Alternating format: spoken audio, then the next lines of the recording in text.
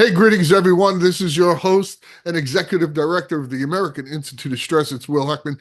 Thanks again for joining us today.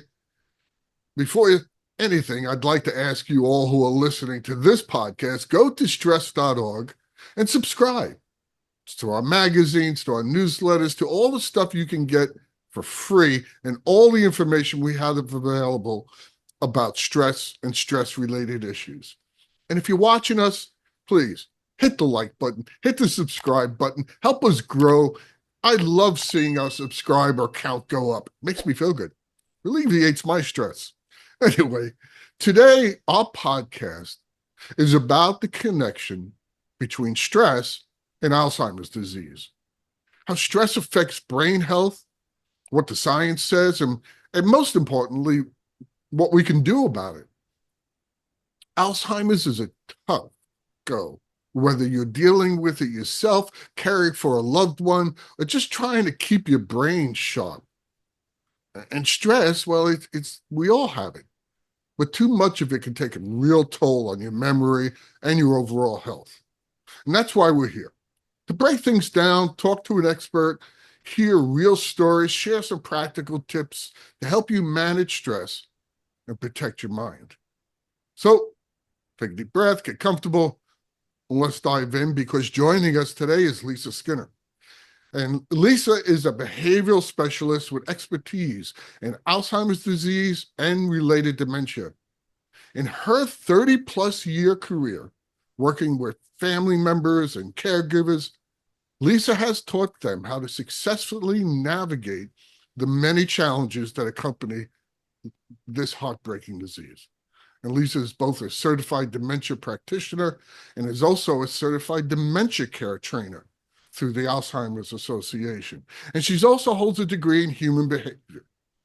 Her latest book, Truth, Lies, and Alzheimer's, its Secret Faces, continues Lisa's quest of working with dementia-related illnesses and teaching families and caregivers how to better understand this daunting challenge of brain disease.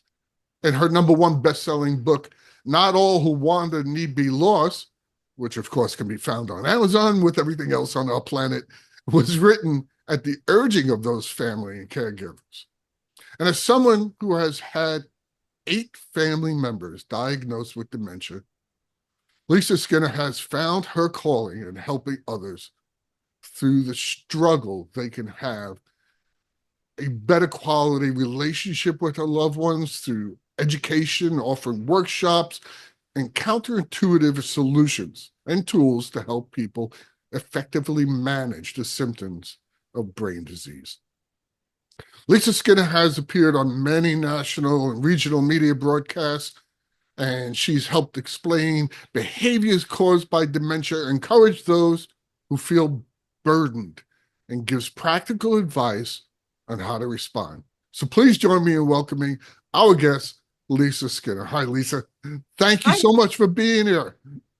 Thank you so much for having me. This is It, such an important topic. it I'm thrilled. really is. I mean, I know so many people who are affected by a family member, a parent who've had Alzheimer's. I don't know if anyone can truly be ready for what comes with it.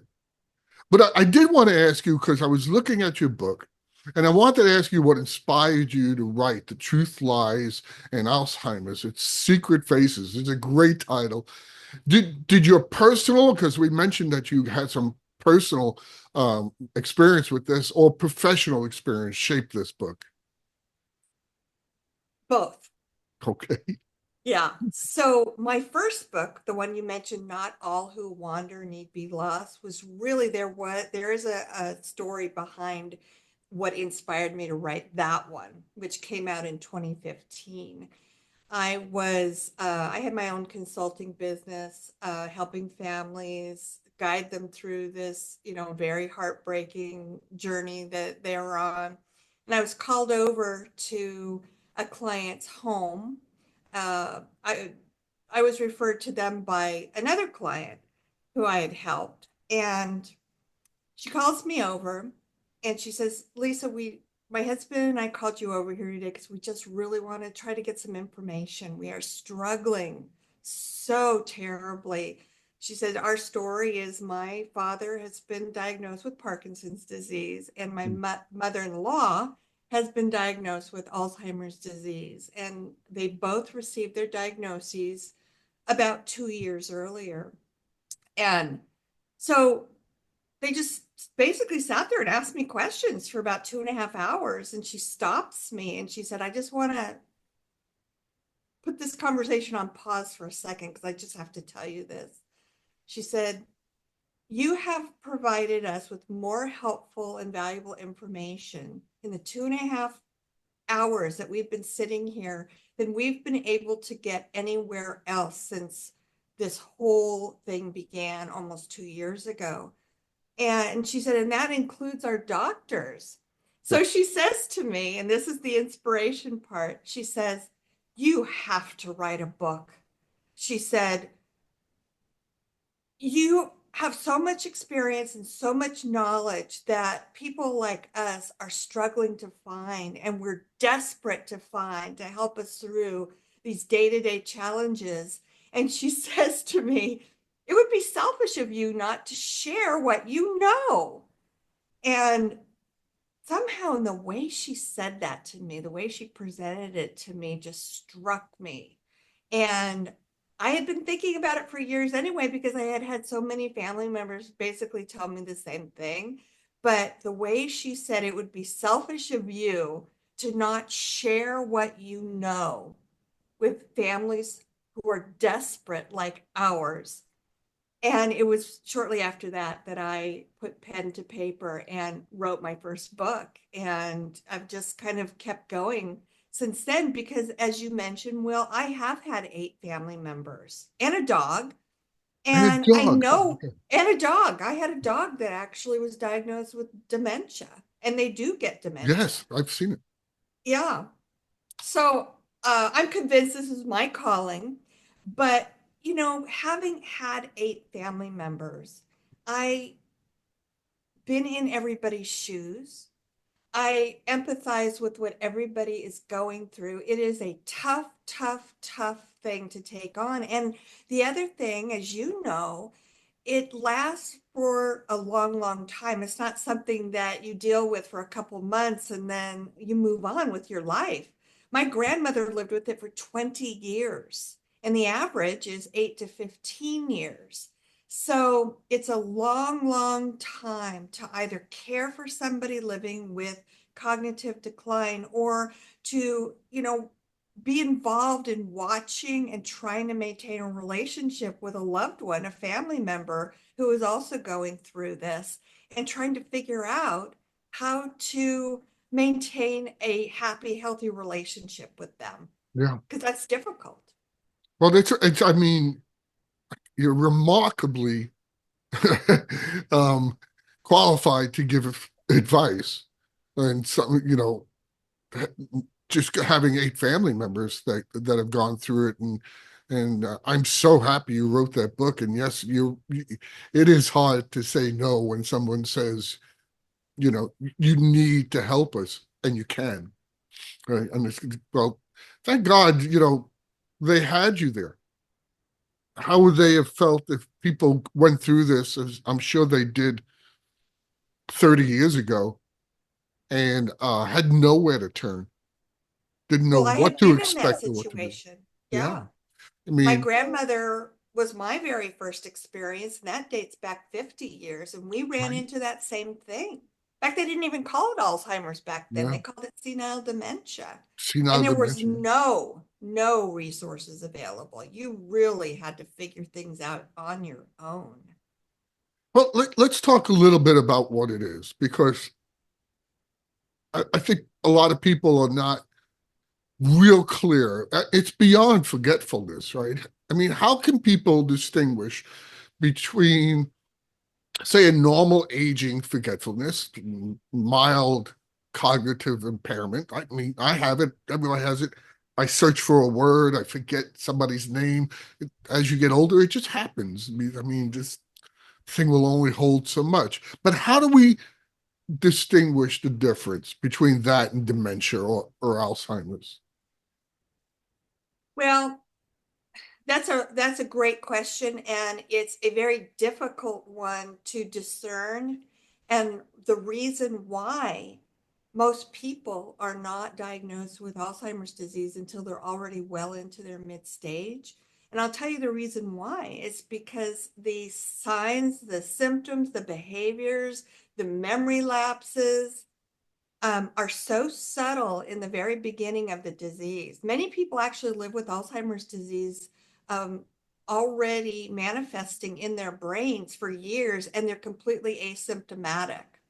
Oh, And it isn't until it becomes blatantly obvious that something might seriously be wrong that we go, okay, maybe I really need to talk to my doctor about this. But until that happens, which is typically mid stage, they're showing similar symptoms to normal aging forgetfulness. The things that you mentioned, things that we do every day, starting around the age 40. And, as we chronologically age, where did I put my phone? I know I just had it. And where is it? And you call where's my yourself, glasses? Yeah, where's my it's not like glasses? that Right one. on top. Yeah, that happens all the time. And it's a very common and normal part of our aging process. Mild cognitive impairment is a little bit more severe than just not remembering where you placed your keys, or why did I walk into my bedroom? I know there was a reason. I can't remember. You turn around, walk out, and you're halfway back down the hall, and then all of a sudden, oh yeah, that's the reason. That's normal aging, forgetfulness. Now, Okay. mild cognitive impairment is just a little bit more severe and maybe happening a little bit more frequently versus full-blown dementia. And these are the main and important differences between mild cognitive impairment and actual dementia. How do, Because I'm sorry, go ahead. mild cognitive impairment often does progress into full-blown dementia.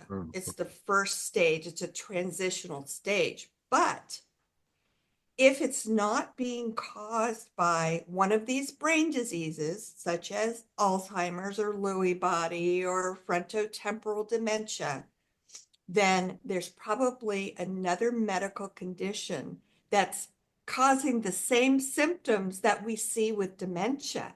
The difference is, and I'll give you a couple of examples. A wait. woman, well, men get urinary tract infections too. So Mhm. if somebody has a urinary tract infection, it can mirror the exact same symptomology that we see with dementia.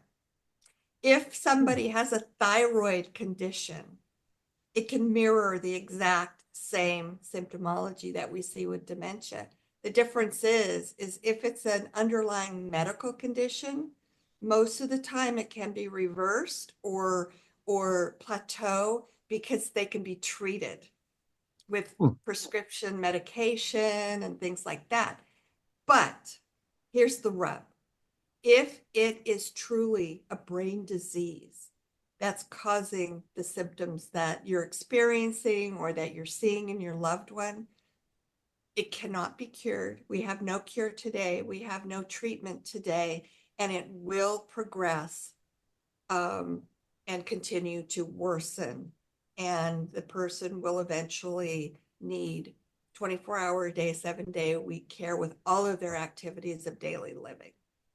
So, um, if any of you out there are, you know, periodically having little memory hiccups, and I can tell you I do, um, there's really no need for alarm yet until it gets to the point where it really starts to interfere with your lifestyle, not being able to really complete tasks that were so easy to complete before, and putting together a simple grocery list. These are all things that could be a sign that something more serious is happening in your brain.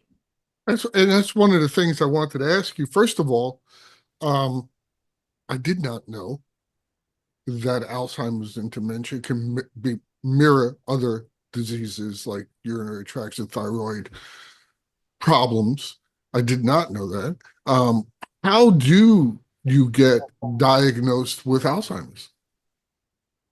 As of right now, there really is no definitive or conclusive diagnosis for Alzheimer's disease or Parkinson's disease. I'm not sure if people are aware of this, but there actually are about 200 known brain diseases today that cause what we put in a bucket called that we call dementia.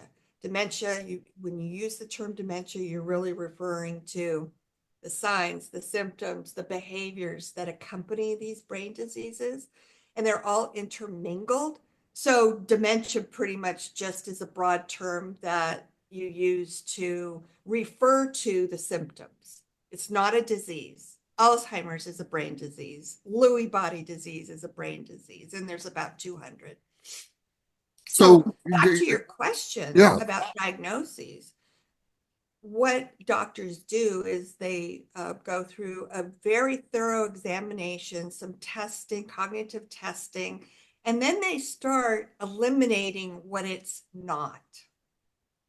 And if through this process of elimination, they kind of narrow it down and filter it down to it's not anything else that could be mimicking these symptoms that anybody's experiencing. So my best professional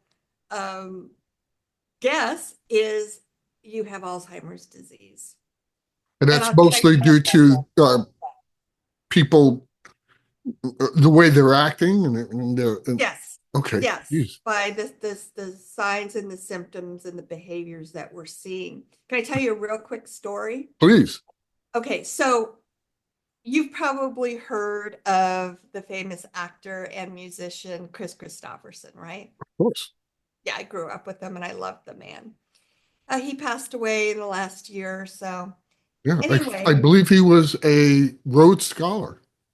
yeah, Yeah, I think you're right. yes, So this is a really interesting story. Chris Christopherson had been diagnosed with Alzheimer's disease through this process of elimination. Couldn't find anything else that would be causing him to show all of this really strong signs that we see with dementia patients. And he was treated for it for 3 years. And then a colleague of his doctor said, has anybody tested him for Lyme disease? And they said, no, we never did test him for Lyme disease. So they did. And it turns out the man had Lyme disease. He did not have Alzheimer's disease. That's another medical condition that we know of that completely mimics the side. And so it came down to him being diagnosed with Alzheimer's disease, treated for 3 years, and then the tests for Lyme disease turned up positive, and they started a different type of treatment, probably too late to reverse it by that time. right. Lyme disease is treatable if you catch it in the very, very beginning, but if it gets, into your systemic system, then it's really too late. And once it gets into your brainstem, it does mimic the exact same behaviors and symptomology that we see with Alzheimer's disease. So there's a perfect example of somebody that most of us have heard of that went through a diagnostic process and it was completely wrong. Well, it sounds to me as a layman that one of the first things we need to work on is a better way to diagnose Oh, they've Alzheimer's been disease. working on that for decades. And just recently, there is a blood test, I believe, that's been invented that may be able to diagnose it, but I don't know as of this conversation if that is 100% true. But Okay. that's the closest we've come to actually being able to get type of definitive diagnosis. And if that's not the case yet, with it being definitive with this new blood test, then the only conclusive way that we have of diagnosing, making an accurate diagnosis, is through an autopsy after a person Yeah. passes away. And I've read up a little bit on what the autopsies have showed, and 100% have had parasites and lesions. So I'm no neurologist, and I certainly don't know enough to comment on that. I just found it interesting. Um, so considering the fact that we can't really do a lot of early detection, say a guy my age who's not showing abnormal signs, is there any way people can minimize their risk of developing Alzheimer's disease? There absolutely is. And this is based on scientific research, on studies for decades and decades. And what it comes down to, and there are many, many risk factors that come into play to really answer the question comprehensively. Um, but what I'm going to share with everybody is factual information based on studies and scientific research.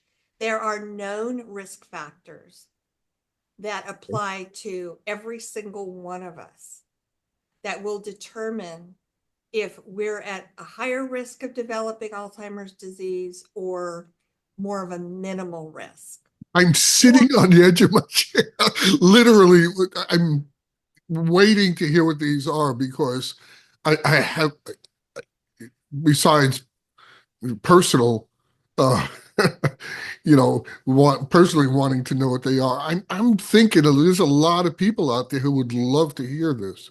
So please. Because this is a true statistic that I read a couple months ago, and this is just going to support what you just said, Will. The number one fear of people starting at about the age of 55, health wise, is they're afraid to develop Alzheimer's disease. Yeah, sure. And when we start to show these little brain hiccups that are just really part of the normal aging process, a lot of people go, uh-oh, am I getting Alzheimer's? Am I developing Alzheimer's disease because I just couldn't remember why I walked into that room? And this is perfectly normal.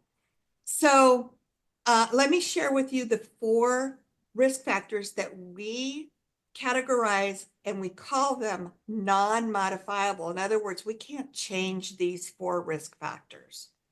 So the way this works is if any of these risk factors apply to you, then you kind of have to put them in your risk factor bucket. The number one leading risk factor that will determine if you're at a higher risk or medium risk or minimal risk is our age. Hmm. And we can't do a dang thing about that. Not We yet. cannot change our chronological age. And Alzheimer's starts to show up when we hit the ripe age of 65 years old, unless the only exception to that is what we call early onset Alzheimer's, and that can strike you at any time before the age of 65, but it's the more rare form of Alzheimer's disease. So the thing that's interesting is after you hit the age of 65, every 5 years you age after that, so 70, 75, 80, 85, your risk of developing Alzheimer's disease increases significantly. By the time any of us are 85 years old today, 1 in 3 of us will have developed Alzheimer's disease, and that number Oh, is expected to almost triple by the year 2050, according to the World Health Organization and the Alzheimer's, all the organizations that, you know, um, focus on brain diseases. So we can't change our age. That's a given. The next one is our gender. More women do develop Alzheimer's disease than men. The next one is Genetics. I mentioned, or I think I mentioned that it does tend to run in families. 8 of my family members that I watched go through dementia, 5 of those were blood relatives on my mother's side. So that tells me, okay, this is a familial thing. It runs in my mother's family. Yes, that does increase my risk of developing it. Does it mean that I will? No. But there's also, on top of it just running in families, there's also a genetic gene that has been identified called the APOE4 gene that we inherit from either our mother, our father, or we can inherit both of them. So we would carry 2 of those APOE4 genes. And if we have both of them, that means we inherited them from both our mother and our father. And that increases our risk of developing Alzheimer's disease even more so if you have both of the genes, or if you inherited just from one parent, or I have never been tested for that. I kind of don't want to know, but obviously it does run in my family with 5 of my mother's family members having gone through Alzheimer's disease. And then the last one that we can't change or do anything about is our ethnic background. There are known ethnicities that are at a higher risk of developing Alzheimer's disease than some of the others. So if you are 65 years or older, if you're a female, if you have a history of Alzheimer's disease in your family, if you carry the APOE4 gene, if you are African American, Hispanic, a Pacific Islander, or Asian, all of those risk factors now are stacked against you. Hmm. And it doesn't Right. stop there. In addition to the non-modifiable risk factors, now let me just preface what I'm going to say next before I get into that. I want to emphasize to everybody, because all of those things, well, 3 of those things apply to me individually. Does that mean I'm going to get Alzheimer's disease? It absolutely does not mean. No. Now, it does not discriminate against anybody. Any of us are susceptible to developing Alzheimer's disease. You got the 4 non-modifiable risk factors already that apply to you or possibly don't. The more that do, the higher your risk. But then we also have to factor in what we call the modifiable risk factors. So let me go over those real quickly with you. And the reason why we call these modifiable is because we can do something about them. So let me start with the number 1 modifiable risk factor, known risk factor that increases any of our, as an individual, increases our risk of developing Alzheimer's disease, and that happens to be heart disease, cardiovascular disease. So any of us who are living with any type of heart condition, hypertension, high blood pressure, we are now at an increased risk of developing Alzheimer's disease. Hmm. These are scientific facts. We know this. The difference is they can be managed. Hypertension, high blood pressure, most, the heart conditions that we live with, they can be managed through diet, through exercise, and with medications. So if you do live with a heart condition, heart disease, I guess is a better descriptor for it, and you're being treated, then it's not going to be as high of a risk for you. And don't forget, you got to factor in the ones that we can't do anything about. So the point being is the more of these that apply to any one individual, the higher your risk becomes. The second is living with diabetes. Hmm. Diabetes today is even, or Alzheimer's disease today is even being referred to by a lot of medical professionals as type 3 diabetes, because diabetes Interesting. has a direct correlation, just like heart disease does, to a person's risk of developing Alzheimer's disease. But again, treatable, manageable, diet, exercise, medications, insulin, whatever your doctor happens to feel is the best way to treat yours and get it under control.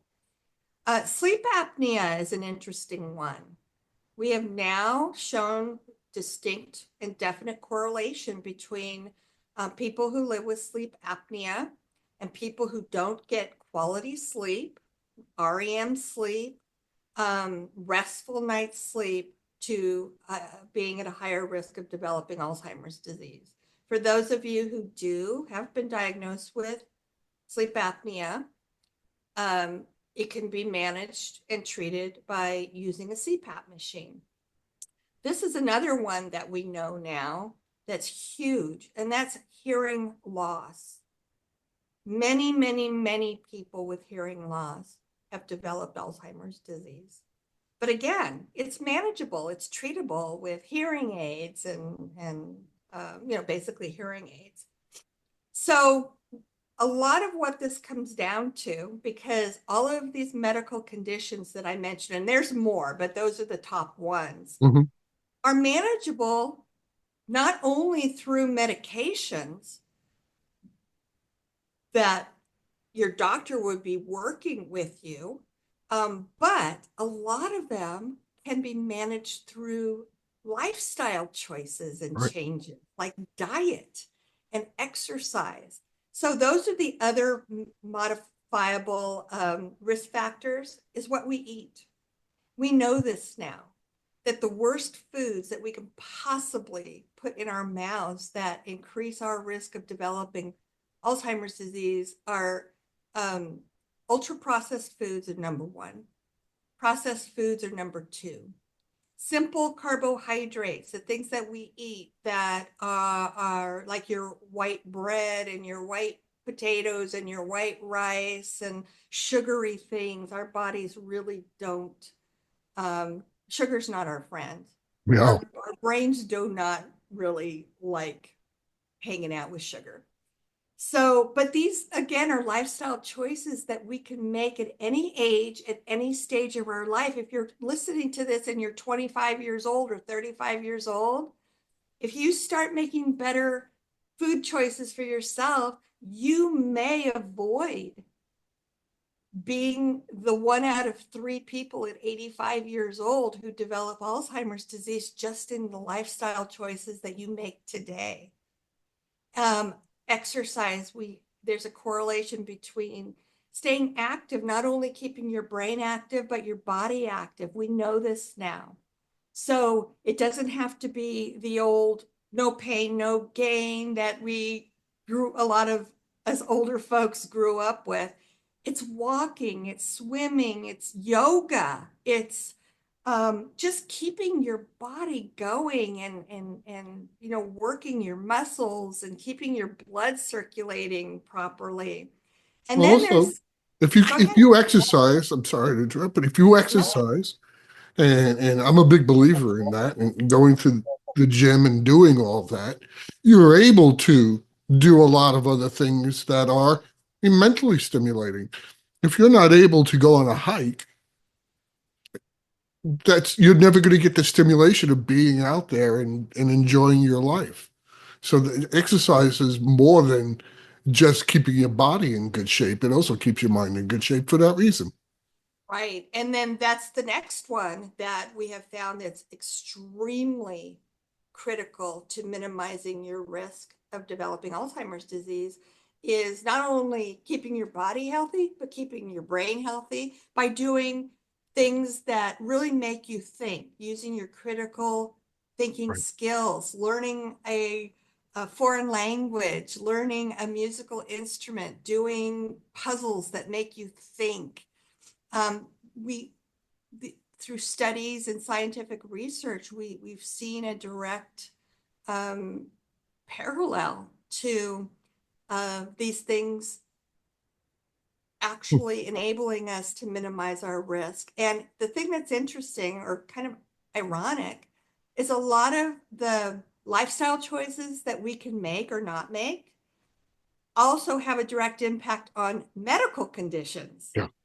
So it's all comes full circle Yeah. that we can, I mean, a lot of people who live with diabetes uh, have completely been able to get off of their medications because they started eating healthier diets, like a Mediterranean Yeah. style diet with complex carbohydrates versus simple carbohydrates, and exercising regularly. And now we're off their diabetes medications because they took care of their bodies. And I mean, there is something said in the adage that we all grew up with. You Yep. are You what are you what you eat, eat. right?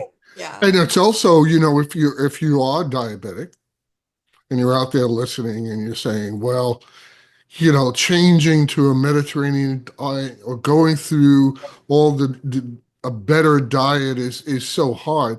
Yeah, but the hard part is good for you too.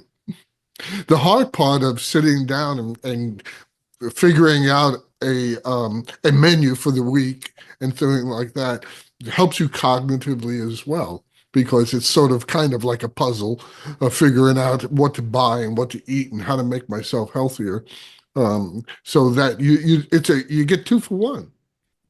You improve your diet and you improve your cognitive exercises and what it is I want my family and myself to eat.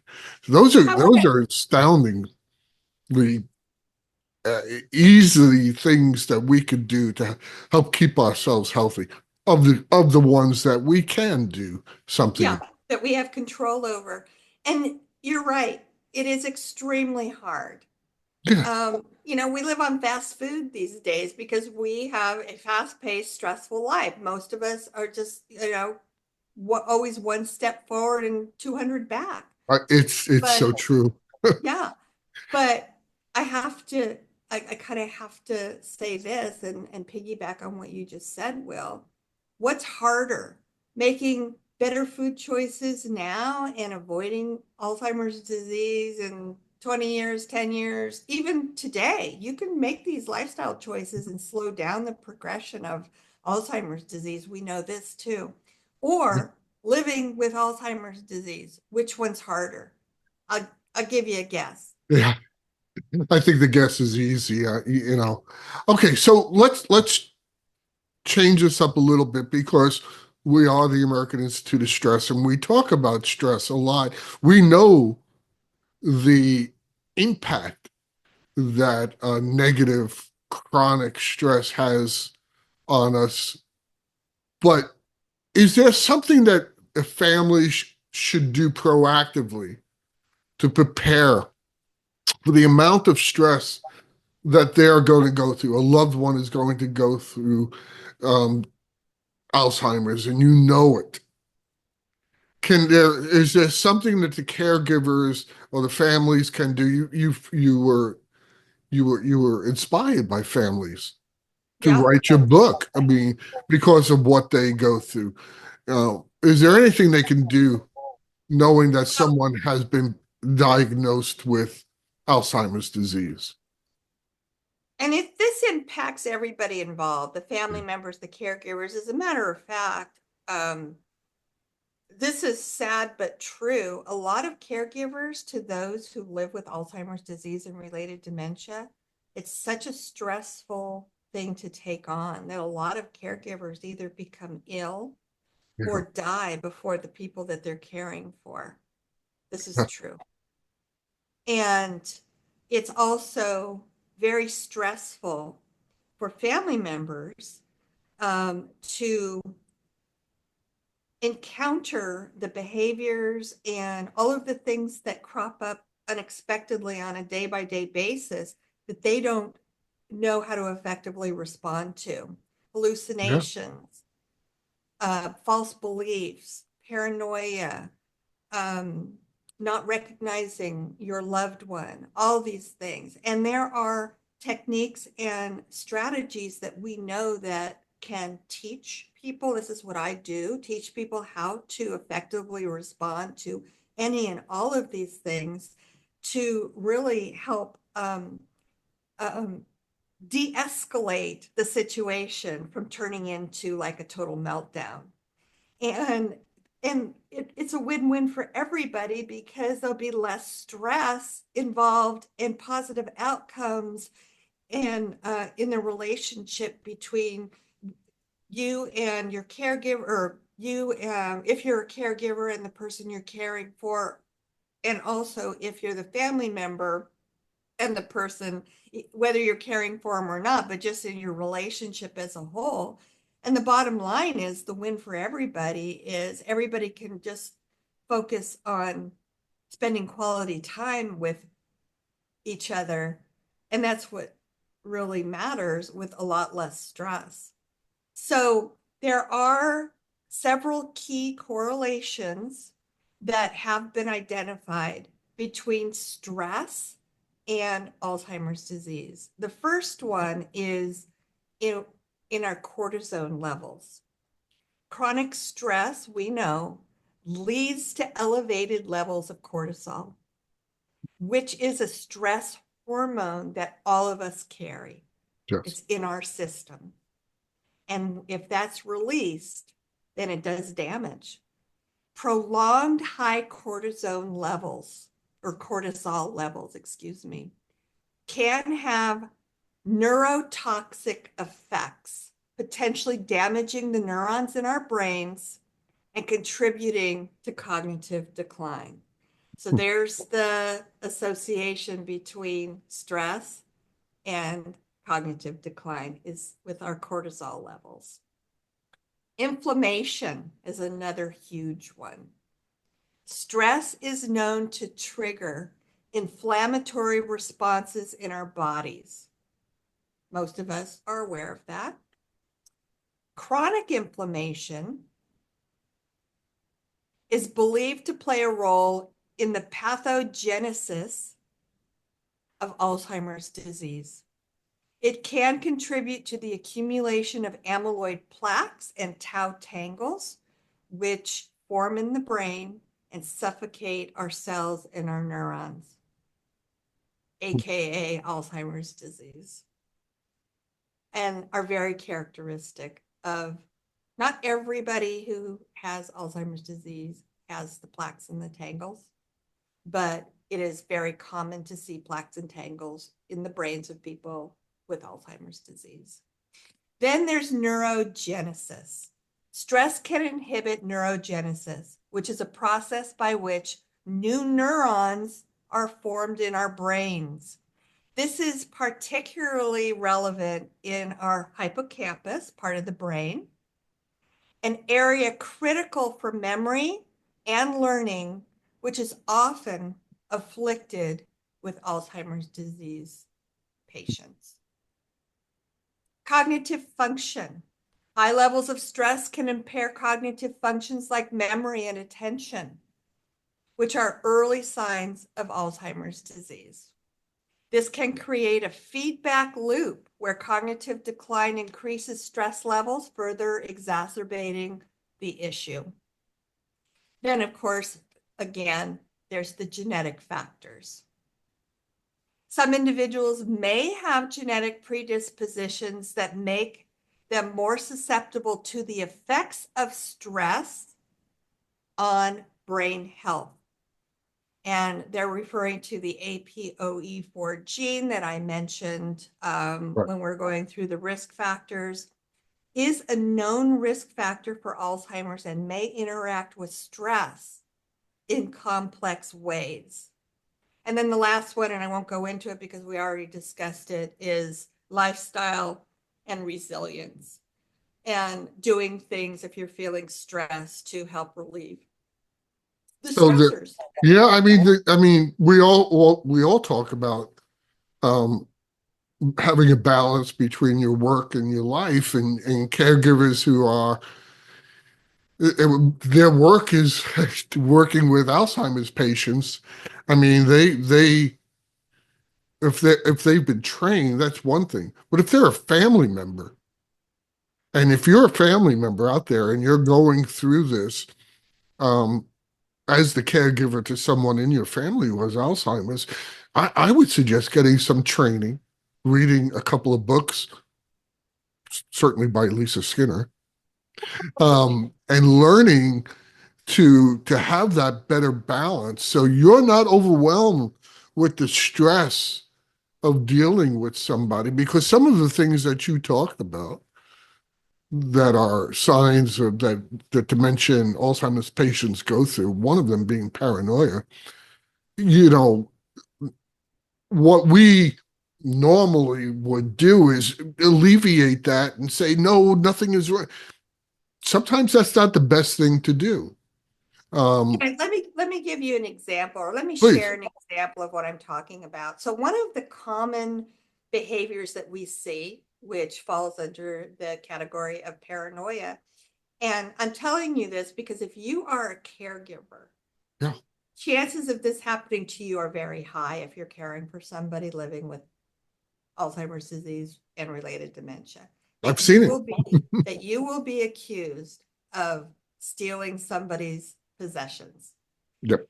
Now they probably put it somewhere, their jewelry or a favorite book or something like that. They don't remember where they put it because of the Yeah. short-term memory loss. And so they jump to the conclusion that it had to be you, the family member, or the caregiver. Right. So, do you think that's something that might make your day a little stressful, is to have somebody sitting there accusing you of stealing their thing and wanting to know where it is and bring it back? And how could you do this to me? And you're trying to explain, I didn't touch your book, I didn't touch your bracelet. That's not going to work. Yeah. Once they believe that you took their thing, there's absolutely nothing you can do or say to convince them otherwise. But the good news is there are effective and best practice approaches to to respond to that situation that will relieve them from sitting there accusing you, that will relieve the stress that's creating that whole situation and building up because of that whole situation. Nobody wants to be accused of stealing other people's things. And it's like, a mad dog hanging onto a bone. They're not going to let it No. go until they get satisfaction.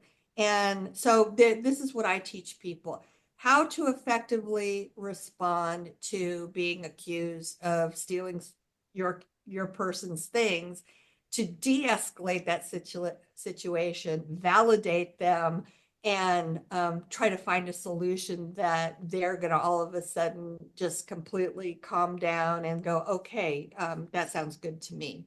And it's not by arguing or defending yourself and insisting that you would never do that to them, because that doesn't work. We know this. I've experienced this through a family member who got very good at hiding things. And at first, it was very disconcerting because why would they hide their wallet in the shower? There's no sometimes you just have to laugh. And the truth is that there is no why. You have to understand that this person is not doing something logical or something you and I would consider logical. Hiding, you know, uh, they were they were blocking the door to their balcony because they were worried about somebody coming in. They live on the third floor. I mean, I think Spider-Man would have to do it. Just go along with it. In Right. my personal experience, go along with it, saying, okay. And sometimes we even help them. Don't move the chair. I'll move the chair there for you. Because the person who has Alzheimer's could be 80 years old and they can hurt themselves trying to move the chair to block the door. Remember their hiding places. Sometimes they get used again and again. And just understand that it is just an aspect of going through Alzheimer's, that paranoia makes you do things that are illogical, and just accept it. Don't try, like Lisa said, don't try and argue with them. Try and alleviate some of the stress that they're going through and also that you're going through, being accused of it. Um, that's all the best. I think that's the best you can do, is just to de-escalate the situation. Um, I did want to ask you, we're getting short on time, but before we do, about some of the advances and what the latest research says about the link between anxiety, depression, and Alzheimer's. What is the latest on this? I know there are medications out there. I don't know how good they are, but I know they're there. What about all the new things we're finding out about these diseases? A lot of these behaviors that we see as a result of the damage being done to the brains of people living with Alzheimer's and other related dementia, um, we're finding that non-pharmacological approaches to care can be just as effective, or cutting back on medications and using a person-centered approach to care. This is what I practice. This is what I've have expertise in. That's the Certified Dementia Practitioner. And then the Certified Dementia Care Trainer is teaching other people how to accomplish that. And it's in the way we approach things and how we say things and how we respond to things. And this is, well, this is has become more popular in the last, I want to say about 20 years. Before that, and I was in the industry before that, we were taught to do what's called reality orientation therapy. In other words, if somebody was having a false belief, if somebody got the day wrong, it's Tuesday and they're insisting it's Wednesday, the correct approach that was used back then with reality orientation therapy was to steer them back to our reality, the truth that we believe Right. was. Um, and after decades of using that approach, we realize that doesn't work. It creates more stress, it creates more anger, it creates more anxiety because they believe 1,000% in what they believe at that Yeah. moment. And it is their reality. Our realities are split at that time. Okay, we know it's Wednesday, it's not, or we know it's Tuesday, it's not Wednesday. But there's nothing we can do or say to convince them that it's not Wednesday in their mind. And because it is their reality. So we practice exactly what you just said, Will, is now we join them where they are. And we Hmm. call it joining their reality, and go along with letting them believe it's Wednesday because it's so much more painless for everybody involved to let them believe Right. what they believe, because it's usually temporary. Right. They'll come back to our reality within a certain period of time, especially when they're just still in their mid stage or early late stage. Maybe not so much in the most severe stage, but this is what we've discovered. So this is a major breakthrough in the way that we care for people and communicate with people living with dementia. And it works. It really works. I have, in the 20 years that I was trained in this and been practicing it and helping families, it makes a world of difference for everybody. But it takes a lot of skill, and it takes training, and it takes knowledge. It's not something that is instinctive to us. As a matter of fact, our instinctive reaction, if somebody's trying to tell you that their spouse who passed away 5 years ago is alive and well and waiting for them at home, um, Yeah. that's their firm belief for that moment. And if you try to convince them otherwise, you're asking for a peck of trouble. You really are. So it's much easier for everybody involved to just go along and join their reality, meet them where they are until their short-term memory switch flips back on. And then all of a sudden they forget that they thought their spouse was still alive, and realize that he or she is not. So And, that's what we yeah, advocate now. and in reality, what we're trying to do is keep their stress levels down. Yes. It's not forcibly have them face something that is not their reality at that moment, because you're going to escalate their stress, and when their stress is escalated, so is yours as the Well, caregiver. and to your point, Yeah, think about the situation for a second. If I had, this actually happened to me with my mother-in-law. She stood up one day, we were visiting, and she insisted that my father-in-law was at home waiting for her to come home and feed him dinner. He had right. passed away about 5 years earlier. Yeah, If I had sat there and argued with her and said, "Don't you remember dad passed away 5 years ago? What are you talking about?" That could have created such a panic situation for her, because in her mind, if she believed that there was absolutely nothing wrong with him and he was in fact alive, and I'm trying to convince her that he's not, it could be like she's being told this for the very first time right. and go on to Reliving it. Yeah. yeah. And it's like, what are you talking about? What happened? Nobody told me. I wasn't aware that something happened to him, because in her mind, she believes that he is alive. So it's much better to meet them where they are than to create such a stressful situation filled with anxiety, and force her into maybe a meltdown situation, because in her mind she doesn't know that he's gone. How terrifying. It's To go very through it again. terrifying. Yeah.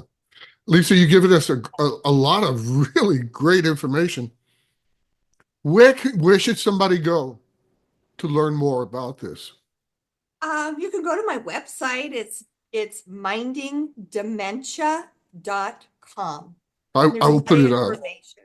Okay, mindingdementia.com. I also have a Facebook page that offers a lot of information, and that is Lisa Skinner Author on the Facebook page. Okay, I'll put that up too. And look, if you know that someone in your family, diagnosed or not, sometimes you can tell, are going to be an Alzheimer's patient or a sufferer from dementia or Alzheimer's, the time to look up that stuff is now.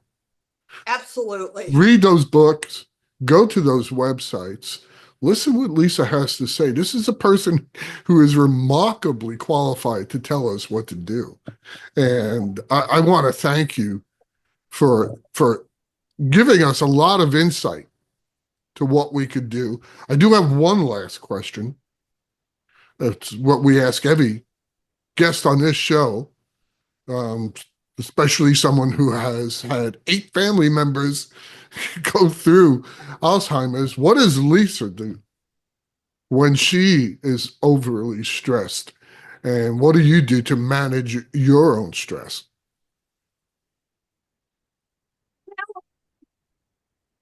I try very, very hard not to let little things bother me. I've learned, in the phase of my life that I'm at now, that just become Teflon and roll a lot of things off your back. That helps. But I like to go for walks. I love to sing. That really relieves a lot of my stressful moments. It re-energizes me. It makes me feel warm and fuzzy, I guess you could say. I love music. So there are things that I do to try to, when I'm having moments of stress, but I try not to let little things bother me. And that's a lot easier said than done, Yeah, especially in the world we live in today, where it's so fast paced, and everything is just rush, rush, rush. I'm beyond the raising my family stage, so I'm not dealing with that. My parents are gone. I'm not dealing with that. But there's a lot of people that are still sure. in that phase of their life, and probably dealing with much more stress in their day-to-day lives than I do. But I have found that those things help. And we know that music can be absolutely magical You bet. for people living with dementia. It triggers memories for them. and it just works miracles. And I have found that to be true for myself too, That's that it great. just completely changed. And I'd love the advice, and you should listen to it too if you're listening to this. Don't sweat the small stuff. I tell people all the time, you seem really stressed out. But let me ask you a question. A year from now, will it matter? If it's the answer is no, then don't sweat the small stuff. Lisa, I've learned that lesson in my life, and it's absolutely true. And uh, I'm just such a happier person for it. thank you so much for coming on and giving us some insights into this and giving people a place to go to find out some information. Please do it. Don't wait until you're so stressed out that it's affecting your health too.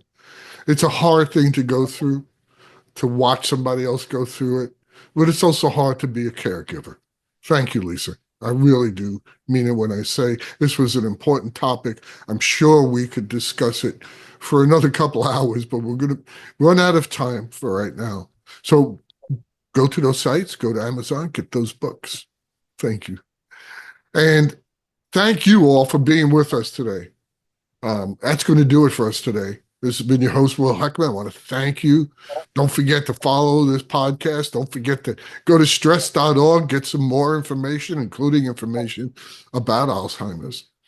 And I want to remind everyone, just as stress is different for each of us, there's no one stress reduction or management strategy that is right for everyone. And that means you need to join us next time as we explore more stress management strategies and give you some insights to tools that you can use. So you have a good day, everyone.